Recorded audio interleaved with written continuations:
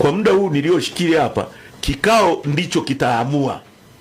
Mwenyekiti ataongoza kikao kiamue, je, mazingira yanaruhusu ya kufanya maridhiano? Hayo maridhiano ni ya kweli. Na nataka niseme mbele yenu, hatutafanya maridhiano yoyote na CCM bila mediator. Okay. Maridhiano ya Kenya au makubaliano ya Kenya au mazungumzano ya Kenya na duniani kote lazima yawe na mediator. Okay. Mtu kati ambaye hana upande, aidha kutoka SADC, kutoka Umoja wa Afrika, kutoka EU, kwa sababu hii nchi ni sehemu ya dunia.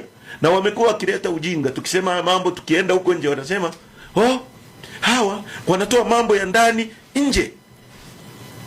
Wanakwenda kutushtaki huko." Si nini? Sasa mamangu, wewe una mume au una mtoto? Nikupe mfano ambao una mtoto. Nina mtoto, nina mume. Umezaa wewe mwenyewe mtoto wako. Wewe mwenyewe umebeba mimba, umebeba kwa uchungu na nini. Ukichukua huyo mtoto ukasimama naye nje pale, ukachukua pango na mkata, watu watakuruhusu? Hapana. Kwa hiyo au wewe mume wako anakupiga ndani, amechukua panga anataka kukuua. Utabaki ndani kwamba ngoje nikae humu aniue? Si utakimbia nje, unaomba msaada kwa majirani? Kwa hiyo nchi hatuwezi kuuawa na CCM humu ndani eti tukae kimya. Ndio maana tutasema Ulaya, tutasema duniani kote, kila mtu ajue ni majirani zetu kwamba jamani tunauawa humu. Kwa hiyo lakini pia tutashtaki kwa wananchi ambao wana mandate. Kwa hiyo ninachotaka kusema, kama kuna jambo lolote, kama wana nia njema, wamwachie Lissu, wakubali uchunguzi ufanyike, walioua watu tarehe 29 wachukuliwe hatua, walioagiza mauaji wawajibike, alafu waruhusu mediator aje ndani, tusuruhishe, tutunge sheria, tutunge katiba, tuanze upya, tuingie kwenye mechi ambao uwanja unalingana. Alafu zipigwe dakika 90, wananchi waamue. Wakiamua kwamba leo hakuna kwenda kazini wote na amruhusiwi kutoka hata sebuleni, wote mtashinda wapi? Chumbani. Tusiwaachie hatima ya maisha yetu tuliyopewa kama zawadi na Mwenyezi Mungu. Acheni kunyanyapaa siasa, vinginevyo mtaongozwa na watu wajinga na majambazi. Watu wema mkijitenga na siasa, majambazi ndiyo yatakayofanya nini? Yatakayotuongoza. Mimi nimeshuhudia hivi hapa. Mimi nimeshashuhudia siku za karibuni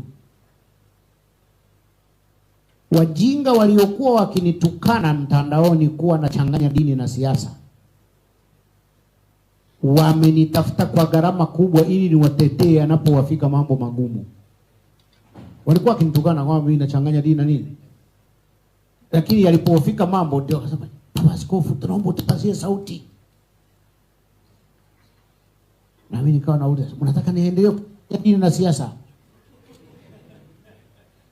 Msikubali kuwa watumwa wa vyama na viongozi wake. Msikubali. Baba wa Taifa alitufundisha bila kupepesa macho kuwa maendeleo ni uasi, rebellion. Kuridhika na hali iliyopo pamoja na uoga unaoitwa utii ni kuwarahisishia wezi na majambazi ili watunyanyase. Kwa sasa TikTok ina ushawishi mkubwa kuliko vyama vya siasa na taasisi nyingine tulizozizoea. Mabadiliko haya yanahitaji mabadiliko ya fikra na namna ya kuutazama uongozi. Vijana hawa wanahitaji kukabiliana nao kwa hoja, kwa takwimu na kwa ukweli kuhusu kinachoendelea. Matumizi ya nguvu, ya risasi, ya mabomu, ya vitisho na propaganda vinachochea uasi zaidi kuliko usikivu na udadisi wa vijana.